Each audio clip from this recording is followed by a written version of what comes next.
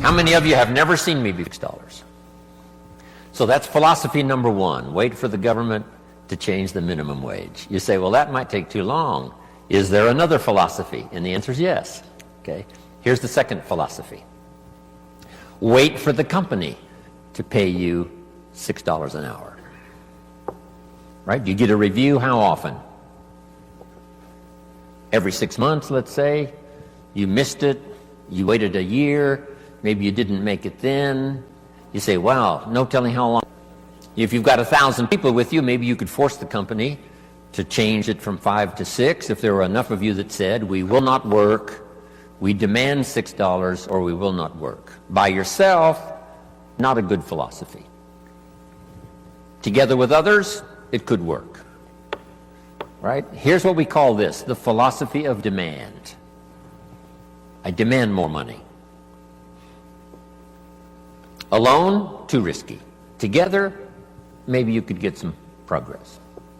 So now we've covered 3 philosophies. Number 1, wait for the government. Number 2, wait for the company. Number 3, the philosophy of demand, which is a bit risky. Here's the problem with the philosophy of demand. You can't get rich. If people only understood, starting at the lower end of the economic scale, that you cannot get rich by demand. Okay.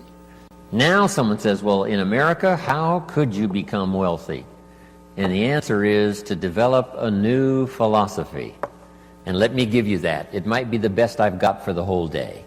It's called the philosophy of performance. The philosophy of performance. I will perform so well, it would be embarrassing for the company not to pay me $6. Then I would perform so well, it would be embarrassing for the company not to pay me $8 an hour, $10 an hour, $20 an hour. So now we've got several philosophies going, and if you want to change your economic future, it starts with your personal philosophy. Okay. Now, here's what's interesting in America. I'm sure all of us can think of someone who makes $5 an hour getting started. Can anybody in the audience think of someone who makes $50 an hour? Do you happen to know anyone that makes $50 an hour? Anybody know somebody that makes about that much money? So jot this down now, because you've got to teach it to the children, because they're not teaching this in the ordinary schools. It's possible in America to multiply your income by 10. If you take nothing else home economically to pass on to your children or to someone else, just take that phrase home. Jim Rohn taught us it's possible in America to multiply your income by 10. It's possible. If kids knew it was possible, do you think they would ask, how can you do that? If they knew it was possible, wouldn't the next question would be, how could I do it? If it's possible, how can I do it? Now you just teach them how to do it. How to multiply your income by 10. Now jot this down. A good economic question. Once you've multiplied your income by 10, is it possible to multiply it by 10 again? Not only to multiply it by 10, but to multiply your income by 10 again. Do you know anybody that makes $500 an hour? Can you think of someone? Makes $500 an hour? Right. My Beverly Hills lawyer makes more than $500 an hour. So jot this down. It's not only possible in America to multiply your income by 10, it's possible to multiply it by 10 again. Do you think kids would be excited to hear this philosophy? I'm sure they would. How can you multiply your income by 10 and then multiply it by 10 again? Now, if you multiplied it by 10 and then multiplied it again by 10, would it be possible? Would it be possible to multiply it by 10 again? Can you think of anybody that makes $5,000 an hour? What do you think I get paid? I mean, this is such exciting stuff. I'm a kid from the farms of Idaho. I was 25 years old before I learned that you could multiply your income by 10 and then multiply it by 10 again and then multiply it by 10 again. This is mind-boggling stuff. $5,000 an hour. Now, would it be possible? Would it be possible to multiply it by 10 again? $50,000 an hour. Now, here's a good expression to use, especially for this group. You're all tuned in, especially the last couple of days. The best expression is, of course. Could you multiply your income by 10? Of course. Could you do it again? Of course. Could you do it again? Could you do it one more time? $50,000 an hour. You know, I've lectured with General Schwarzkopf and Colin Powell. I had lunch once with Colin Powell a few years ago. Schwarzkopf gets about $65,000 for a 1-hour speech. $65,000. So how could you finally get to $50,000 an hour? Answer: become a general in the army. Yes. And lead the troops in the Gulf War. But what I'm trying to say is the possibilities here, let's just say, are just unlimited. You can multiply your income by 10, then you can multiply it by 10 again, and you can multiply it by 10 again. Now, we're only talking economic values. There's all kinds of other values in terms of personal development, but this is it. Now, to climb this ladder, here's the possibilities. 63 million last year, one person earned. The possibilities, we would have to say, in our country, is what we call unlimited. Now, to climb this ladder as high as you wish to climb it. Jot this phrase down now, because I don't think I'll talk about anything more valuable than what I'm about to share with you. Here it is. To climb this ladder economically as high as you wish to climb it, here's all you have to do. Learn to work harder on yourself than you do on your job. Learn to work harder on yourself than you do on your job. Once I understood that philosophy, it totally changed my life. I made my first fortune by age 32, starting at age 25. And I've made and lost a few fortunes since then. That one simple philosophy, that it's possible to multiply your income by 10, and then by 10, and then by 10, by 10. And here's the simple way to do it. Work harder on yourself than you do on your job. Here's how it was put to me. If you work hard on your job, you can make a living, which is fantastic. If you work hard on yourself, you can make a fortune, which is super fantastic. At age 25, I went to work on myself. The difference in my economic future was so startling, even in the early years, that I never went back to the old ways. I never went back to the old philosophy. I never went back to the old disciplines. I accepted the new ones, and it changed my life forever. Unbelievable. Here it is in philosophical terms. Just jot this phrase down. This is a good one. Success is something you attract by becoming an attractive person. Success is not something you pursue. Success is something you attract by the person you become, by becoming an attractive person. Now, what could you think of that would start to make you more attractive to the marketplace? This is such simple ABC stuff. Okay?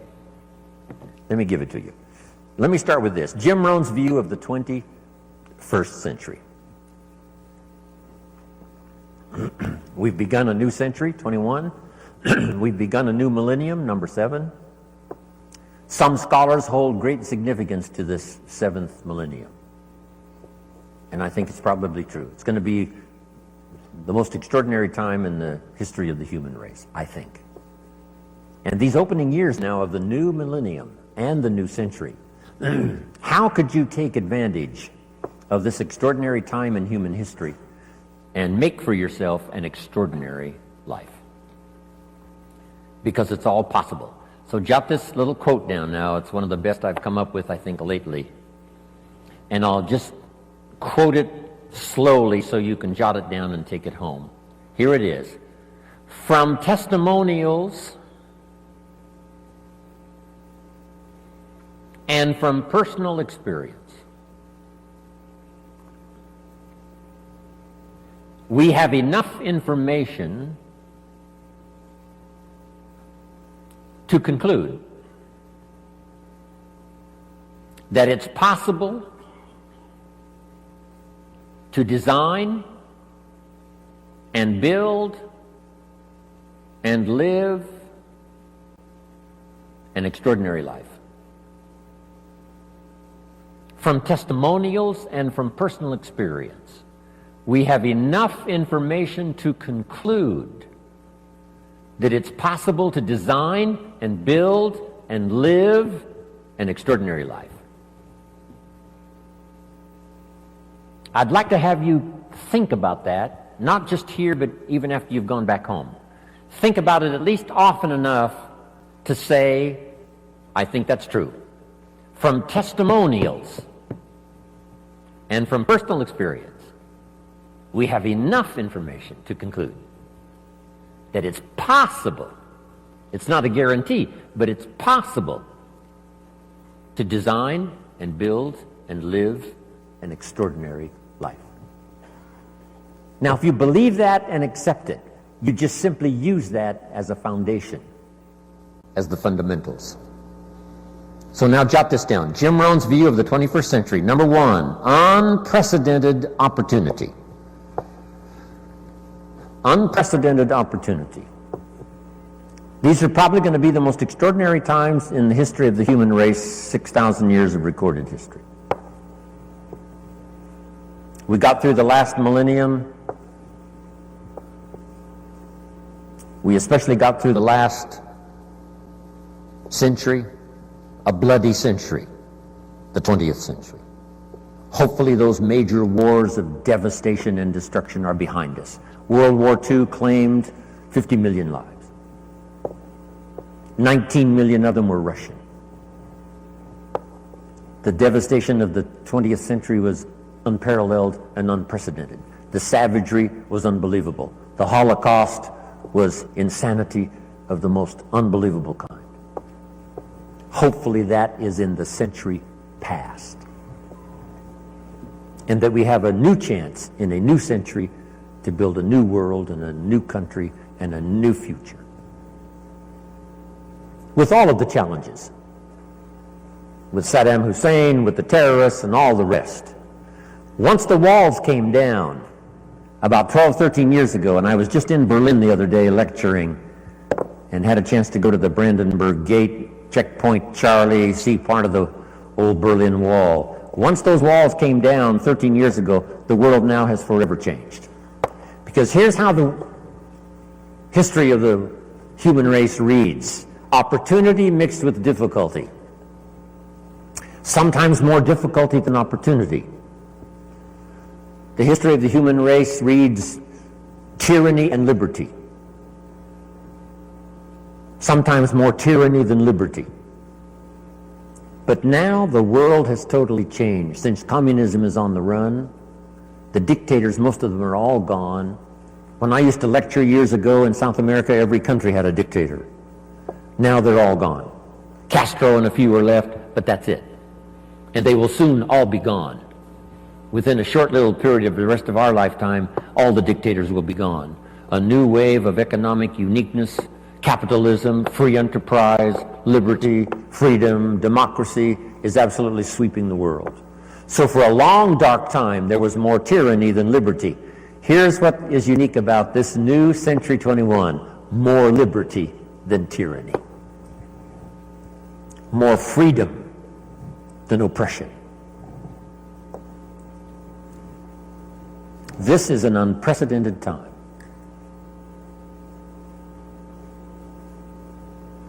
Unbelievable opportunity. We have the technology to accomplish the most incredible things. We pick up a telephone now and talk to somebody on the other side of the world with ease. It's incredible. We fly, we've got transportation. I get on an airplane, 13 hours later I'm in Hong Kong. 5 meals, 3 movies, and you're there. I mean, it's unbelievable. I leave at 7:30 this evening to fly all night to Orlando to speak to another group tomorrow in Orlando. It's amazing. With the jets, you can cover the world. I fly the Concorde, 3 hours London, New York. If you fly the Concorde, you can see 2 sunsets in one day. If you're in London when the sun goes down, you fly the Concorde to New York, you watch the sun go down for the second time. I told the group at our little breakfast meeting this morning, if you fly the Concorde due west, the sun comes up in the west. If you haven't tried that, you must try it. On the Concorde, you meet unique people. I met Henry Kissinger on the Concorde. Henry said, I had breakfast in Paris, I'm having lunch here in London, I'm having dinner tonight in New York. If you fly the Concorde. Before his accident, I met Christopher Reeves a couple of times on the Concorde. Said to my business partner, we're going to be okay, Superman's on this plane.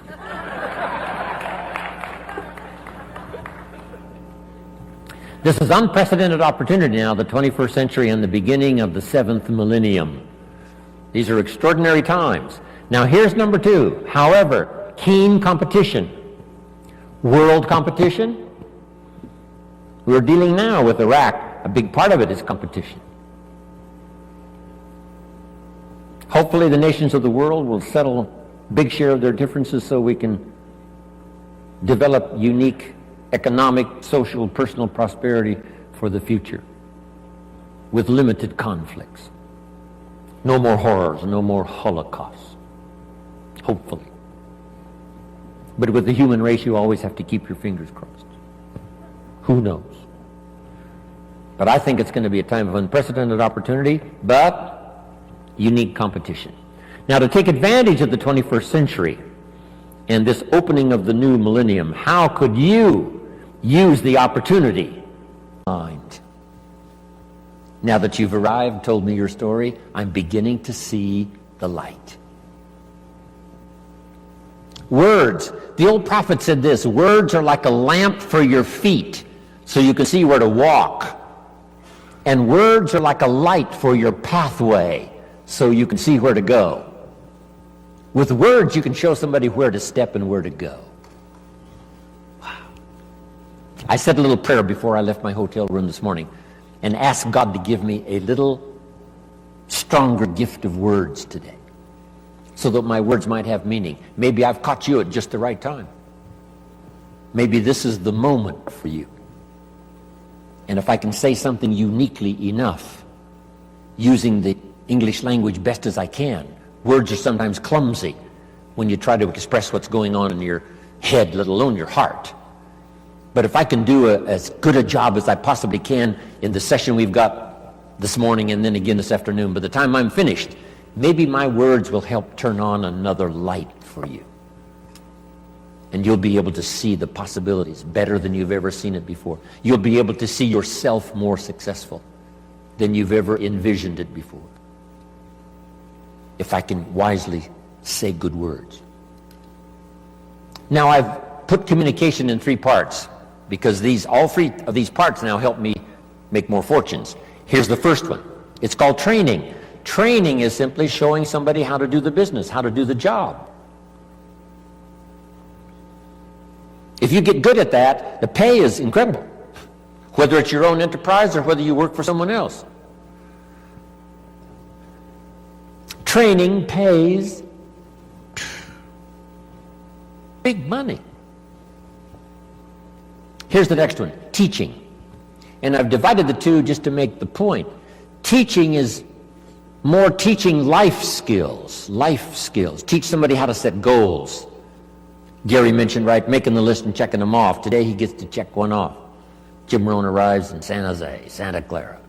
I'm so excited about that. Teaching leadership.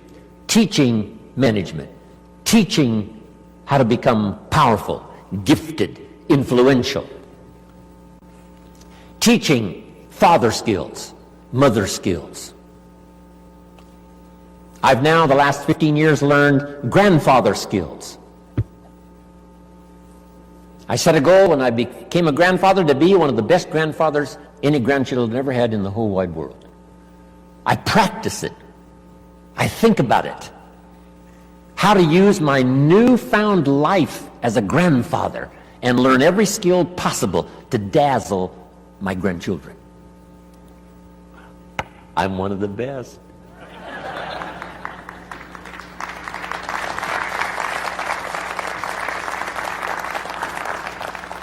So teach people how to be good fathers, good grandfathers, good mothers, good leaders in the community. Teach a minister how to teach. Teach a minister how to use the gift of language to persuade. Okay.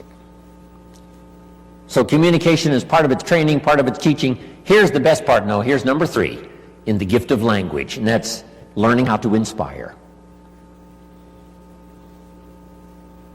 Inspire simply means a few simple things. Here's number 1. Help people to see themselves better than they are. Yes, sometimes we have to help people see themselves as they are. If they've made mistakes, maybe that needs to be pointed out. If a child has messed up, sometimes you've got to say, you've messed up. But don't leave them in the mess. Now transport them into the future with the gift of your language and inspire them with the person they can become by using the mistakes of the past to develop new disciplines for the future. A teacher I met when I was 25 years old had this unusual gift. He said, Mr. Rohn, if you keep learning as you're learning now, one of these days you'll walk into a room full of people and you'll hear someone say, there's the man. That's the man. That's the famous man. I thought, well, that could never happen for me. Sure enough, it did. He said, it will happen. And I think when I walked in here this morning, I heard someone say, that's him. That's the man. That's the famous man.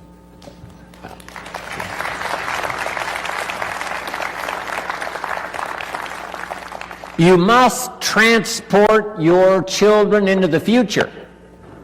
Yes, you have to take them back to review their mistakes, but don't leave them there. Now transport them into tomorrow. Transport your children into next week. Help them to see themselves 30 days from now, 90 days from now, 6 months from now. Help them to see themselves successful. It's your gift of language that can do that. Help them to have faith for themselves and faith for the future. The sacred writing says this: faith comes by hearing words, good words. Somebody who well chooses their words and delivers them with uniqueness can inspire faith for somebody to believe the most impossible things can be possible. And that excitement of possibilities comes from hearing or reading unique words. One of the best phrases I could give you for the day, here it is: don't be lazy in language. Don't be lazy in language, because the gift of language can create a career. It can help somebody see the way into the future. It can help somebody change from who they are to who they would like to be. It will help you to see the gift of your own intellect. There's an innate vocabulary in all of us that helps us to see, helps us to translate what's going on in the world, what's happening, so that we can make good decisions instead of poor ones. We can make less mistakes this year than we made last year. One of the major things to pray for is to be gifted in language, because it can have such a dynamic effect on your children. It can have such a dynamic effect on your business. It can have such a dynamic effect on your customers. It can have such a dynamic effect on your business partners, that not to continually get better and better at the gift of language would be a great mistake. Let it open doors nothing else will open, the gift of your language. Let it help people to see possibilities that they cannot see now. And you join in those possibilities and make another fortune and another fortune. all the way up the ladder as far as you wish to go. I don't know how high you need to go.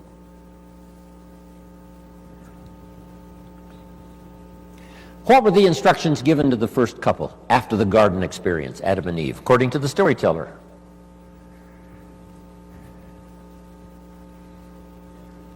We've got some Bible scholars here right now. Instructions given to Adam and Eve after the garden experience. Here they are. Number one, multiply. It's a lonely place with just two people. Multiply. But here's one now that is so extraordinary, and I'm going to cover a little bit more of it during our ongoing session here today. Here was the second one. Be fruitful. Be fruitful. Kind of an interesting phrase. When I lecture in other countries, sometimes it's difficult to find the right translation for be fruitful. Here's what I think fruitful means. Be productive. The example might be a tree, a fruit tree. Plant a fruit tree. Now, why do that? It's very simple. Teach it to your children. Number one, to survive. The first instinct is to survive. So be productive enough to survive. Be productive enough for your own survival. But is that the end of it? And the answer is no, that's only the beginning of it. To produce enough for yourself is only the beginning. What's the rest? Here's number two. Get married. Now you've got to think of ways to produce more than you need for yourself. And guess what that does? It elevates you to a higher life. If you want to live this higher life of a companion, a wife, getting married, see, that now changes the dynamics of your future. It's called stepping up to a better life. And to step up to a better life, here's what you simply do economically. You learn to provide and figure out a way to provide more than you need for yourself. You think of ways to provide enough for yourself and for someone else. Why think of someone else? Why not just think of yourself? Because that's a very limited way to live, just thinking of your own survival. If you want to live a more flourishing, unique life, you must think now of someone else. So now the man says, I must produce enough for myself and for my wife. Is that the end of the life experience? No. Now have children. Take a risk. Having a child is like a throw of the genetic dice. Who knows what's going?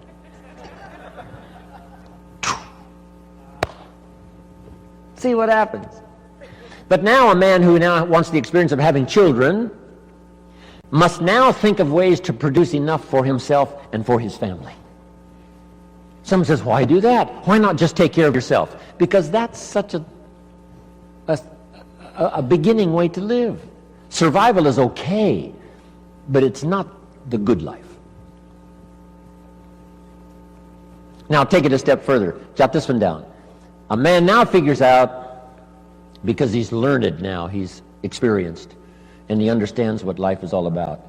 Now he figures out how to produce more than he needs for himself and for his family. Just jot the word down, more. Keep thinking more. How could I produce more than I need for myself and for my family? Someone says, why do that? And the answer is to live a higher life. Because now you can be generous. Now you can support worthy projects.